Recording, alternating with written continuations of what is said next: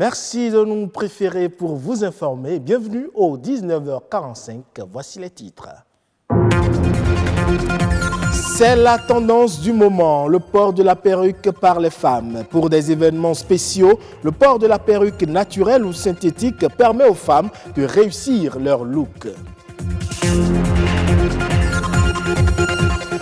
Plus que des occasions de retrouvailles, les fêtes communautaires mettent en lumière les valeurs culturelles des peuples. Elles donnent également un coup de pouce au développement du pays.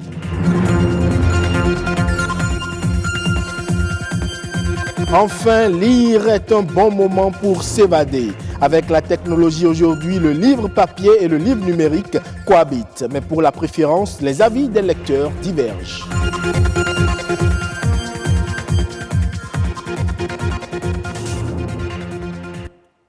Je le disais dans les titres, le port de la perruque est la tendance du moment.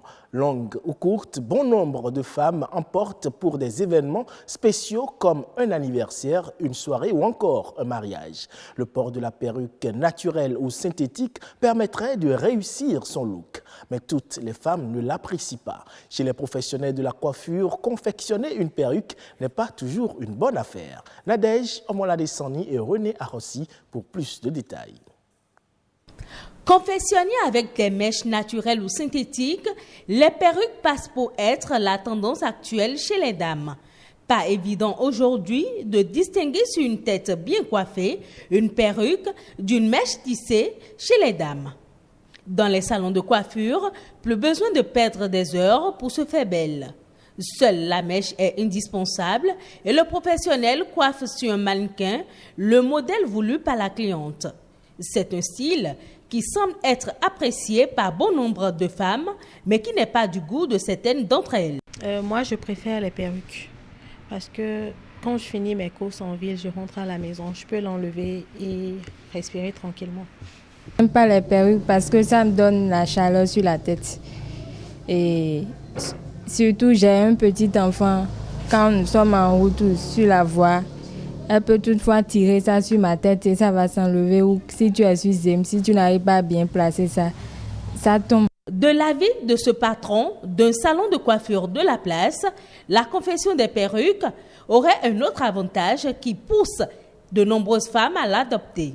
Le fait de tisser chaque fois les tissages sur la tête agit sur les crânes. Et non seulement ça, si tu ne sais pas faire les nattes des tissages, ça peut aussi casser tes cheveux. Avec la perruque, les femmes changent de tête autant qu'elles le désirent. Un style le matin et un autre le soir devient un jeu. Un changement qui n'est pas toujours bien vu par les hommes. Sans hésiter, je vous dis que j'aime la femme quand elle est naturelle. Donc je n'aime pas du tout les perruques et autres artifices qu'on ajoute à la beauté féminine. Ça dérange certains hommes, mais moi particulièrement, ça ne me dérange pas. Parce que si c'est la méthode pour la femme de se sentir à l'aise, moi, ça ne me dérange pas. Si la perruque permet à celles qui l'adoptent et aux professionnels de la coiffure de gagner en temps, le point de vue diverge quant à ce qui concerne leurs intérêts. Parfois, nous sommes au salon, il n'y a pas de clientes, mais c'est les têtes, nous sommes entourés de têtes. Et nous sommes à tenir coude seulement que des perruques. Ça ne nous arrange pas. Donc, on préfère que les dames viennent se coiffer directement. Ça paye bien. Quand c'est confectionné en perruque, ça nous avantage. Pourquoi? Parce que le prix est élevé. D'accord? Là où ça ne nous avantage pas, une fois que la perruque est déjà confectionnée, pour le revoir, ça fait au moins 3, 4, même 5 mois. En effet, l'origine des perruques remonte à des milliers d'années. Encore appelées postiches ou faux toupets, les perruques sont aussi appréciées par certaines personnes pour cacher le calvitie. Elle est aussi fréquemment utilisée par certains hommes pour se faire passer pour des femmes. On parle à présent des fêtes communautaires qui sont des occasions de retrouvailles, de réjouissance et d'échanges entre les fils et filles d'une communauté. Elles mettent en valeur et font la fierté d'ailleurs de ces communautés. Et plus que des moments de retrouvailles, elles participent également au développement et à l'économie du pays. Pacom Alomakwe, gestionnaire de patrimoine, nous en dit plus au micro de Iliad Boukovo et César Achade. La fête communautaire assure le rayonnement d'une communauté. Et donc, ce rayonnement permet aux membres de cette communauté d'être fiers de leur culture, de leur communauté, de leur population, de leur peuple. Par le truchement de cette fête, beaucoup de visiteurs arrivent. Donc, ils sont des touristes, puisqu'ils vont passer au moins 2 ou 3 jours dans la communauté. Et c'est des gens qui vont prendre des hébergements, c'est des gens qui vont manger pendant 3 jours, c'est des gens qui vont se déplacer pendant 3 jours dans la communauté. Et à chaque étape de leur séjour, ils doivent faire des dépenses, voyez-vous. Et c'est ça qui permet de faire rentrer de l'argent dans la caisse des entreprises qui animent la vie économique de la localité. Et par conséquent, une fête du genre apporte à l'économie de la communauté. Et quand je laisse là, souvent, de plus en plus, lors de ces fêtes, il y a des foires, des pavillons qui sont mis en place pour organiser des foires. On laisse des stands aux promoteurs de produits, des entreprises, des artisans qui viennent exposer leurs produits. Et pendant cette période, ces artisans, donc ces tenanciers de stands, vendent leurs produits, prennent des contacts avec des clients, négocient des affaires, etc. C'est de ça qu'il s'agit quand on organise les fêtes. Et donc, la préoccupation actuelle, c'est de comment faire pour que, au cours de ces fêtes, on ait un bon contenu pour drainer suffisamment de monde. Parce que plus il y a du monde, plus on fait de chiffre d'affaires. Vous savez, c'est ça les lois du commerce. Les lois du commerce, c'est que plus vous vendez, ou plus vous avez de clients, plus vous vendez, plus vous gagnez de l'argent. Et donc, c'est comment donner de bons contenus à ces fêtes-là, pour que ça s'organise, pour que ça attire plus du monde, plus de public, ainsi de suite. C'est ce travail que nous allons recommander aux communes ou aux comités d'organisation de ces fêtes-là. Et c'est simple, c'est d'avoir un bon contenu culturel, vous comprenez? C'est-à-dire qu'on part de la culture, du patrimoine culturel de la commune, pour produire des spectacles, des scènes, des trucs là, pour que les gens viennent suffisamment. Qu'il y ait un bon contenu social. C'est-à-dire qu'au cours de la période, on organise des activités d'ordre social pour la communauté. Qu'il y ait un bon contenu économique. C'est-à-dire qu'il y a des foires et on fait tout pour que l'économie locale, c'est-à-dire les acteurs, les animateurs de l'économie locale puissent avoir des espaces pour vendre. Avec l'évolution technologique, le 5e art se fait de plus en plus sa place dans l'univers du numérique. Internet, loin d'être un canal de distraction, est aujourd'hui utilisé par les jeunes pour des pauses lecture. Pour certains, le livre en ligne n'est pas souvent pratique, mais il reste la préférence pour beaucoup d'autres jeunes. Livre physique ou livre en ligne, c'est un reportage signé Bernard Djogbe et Rebecca Adjinakou. Le livre est un assemblage de plusieurs feuilles servant de support à un texte manuscrit. Depuis des millénaires, il a permis d'améliorer la qualité d'accès et de portabilité de l'information. Pour cette qualité qui lui est intrinsèque, lire des ouvrages est on ne peut plus une nécessité. Recommandé dès le bas âge, pour ceux qui s'y adonnent, le résultat est souvent concluant. La lecture, pour moi, c'est une passion parce que depuis le bas âge, j'aime la lecture, j'aime lire. Ça fait voyager aussi la lecture. La lecture permet d'abord de se cultiver, de se distraire, mais c'est également de développer sa capacité intellectuelle à réfléchir et à faire des analyses. Dans la perspective de faire du monde un village planétaire, le livre n'a cessé sa mutation. Du papyrus au parchemin, du parchemin au papier au livre, l'ère du numérique apporte sa touche particulière. Le livre numérique. Le livre, c'est un outil pédagogique de premier plan.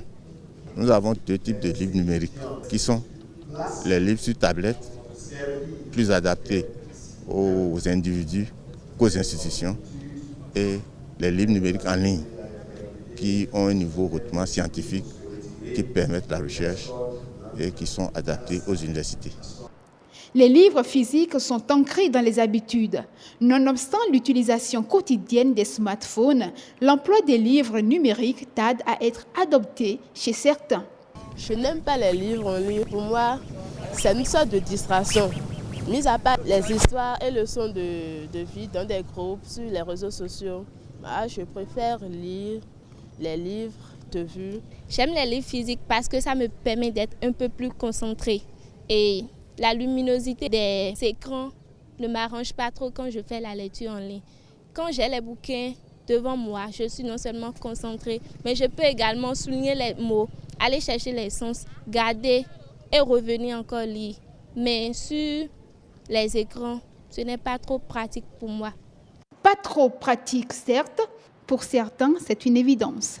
Aujourd'hui, on est à l'ère de la mondialisation. C'est ce qu'aiment les jeunes. La littérature en ligne pour lire les livres. Par exemple, moi, ce que moi je fais, les livres en ligne. Et je vais aussi dans les librairies. Même si les livres électroniques existent, les livres physiques demeurent et s'imposent. Leur emploi conjoint ne peut être qu'un atout. Au Bénin, comme d'ailleurs en Afrique, les médicaments de la rue tuent plus que les maladies chroniques et les conséquences sur la santé des populations sont énormes. Il urge donc d'arrêter l'hémorragie par des lois fortes allant de la criminalisation à des amendes lourdes. Abbas Sow de la RTS pour plus de détails. Les médicaments de la rue, un crime organisé, commercialisé partout au Sénégal. Le constat se passe de commentaires à Dakar et à Touba avec des vendeurs véreux. Le législateur a conféré la gestion de ce produit-là. La sécurité, c'est aller vers des sectes qui réglementent et régulent le secteur. La sécurité, c'est de faire de telle sorte que le médicament ne puisse être manipulé que par le pharmacien. De faire de telle sorte que tous les circuits d'approvisionnement soient des circuits qui font l'objet d'un traçage, vraiment d'une régularité par rapport quand même à la réglementation. La lutte contre les faux médicaments et l'exercice illégal de la pharmacie constitue pratiquement notre premier combat. Et depuis longtemps, nous demandons la criminalisation du trafic des faux médicaments. Ces lots de médicaments circulent et la vente s'effectue au vu et au su de tous. Pourtant, les conséquences sur la santé des populations sont énormes.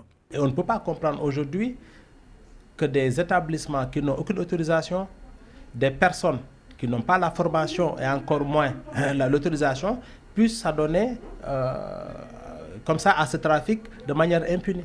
Ce qu'on appelle des dépôts de pharmacie, mais tout à fait qui n'ont aucune autorisation, et que ces dépôts puissent être gérés par des personnes qui n'ont aucune formation quant à l'exploitation du médicament. Maintenant, s'il y a des points de vente, s'il y a des dépôts de vente, s'il y a des circuits frauduleux, je pense que c'est à l'autorité politique, c'est au système judiciaire, c'est à la sûreté, à la sécurité de trouver les mécanismes pour pouvoir neutraliser et éradiquer définitivement ce fléau. Et comment ne pas prendre des mesures idoines face à l'ampleur des dégâts? 700 000 décès, dont 120 000 enfants par an, ces chiffres de l'OMS font froid au dos. Mais l'impact, c'est d'abord les échecs thérapeutiques. Le développement des maladies chroniques, des maladies transmissibles. C'est le développement des maladies dites iatrogènes liées à l'usage des médicaments. C'est également l'impact sur l'aspect financier, l'aspect économique de la chose. Plus grave, et ça c'est l'OMS qui l'a démontré, c'est que maintenant non seulement le médicament n'est pas efficace, mais on retrouve des produits toxiques dans le médicament, comme le mercure, qui peut être à l'origine de cancer et qui est à l'origine de cancer. Parfois aussi, ces médicaments sont hyperdosés. C'est là où 500 mg est annoncé, on peut trouver avec 2 grammes. Ça veut dire que si c'est le cas du paracétamol, la personne peut rapidement perdre son foie et de manière définitive. Au-delà, les pertes sont évaluées entre 12 et 15 milliards de francs CFA par an. Faut-il le rappeler, l'Afrique souffre de ce mal. C'est aller vers la criminalisation. Aujourd'hui, les gens qui se livraient dans le marché parallèle sont en train de se reconvertir au niveau du médicament. Parce qu'ils semblent être beaucoup plus épargnés par rapport aux peines encourues. C'est pour cela qu'il va falloir donc trouver tout un ensemble d'astuces pour pouvoir renforcer ces peines-là, faire de telle sorte que ce soit dissuasif. C'est la première fois que des chefs d'État africains prennent en charge et veulent s'organiser du moins pour régler ce problème. Nous pensons que c'est un pas. Effectivement, la signature de cet accord cadre et les prochaines étapes vont doter nos États d'instruments juridiques. Un instrument juridique qui va permettre non seulement de lutter plus efficacement, parce que les peines seront beaucoup plus fortes, mais également de permettre une collaboration entre les États. Et pour nous, c'est ça qui est le plus important. Insuffisance rénale ou hépatique, cancer et résistance aux antimicrobiens sont les pathologies fréquentes, sans oublier d'autres, la preuve que les médicaments de la rue tuent et tuent silencieusement encore en Afrique.